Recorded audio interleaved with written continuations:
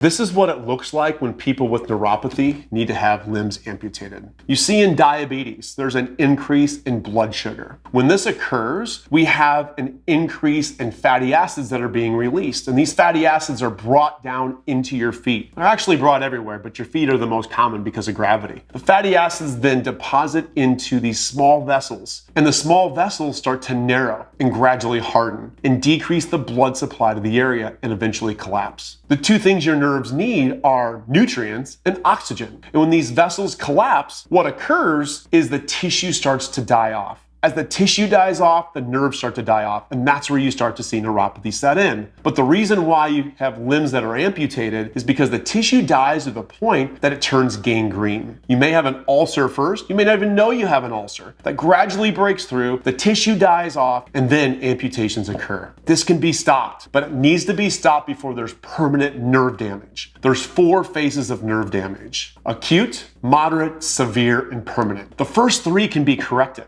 We see it every day in our practice. But if you get to the 4th, unfortunately, it usually leads to what you see below. Our job is to help you get your feet back on the ground.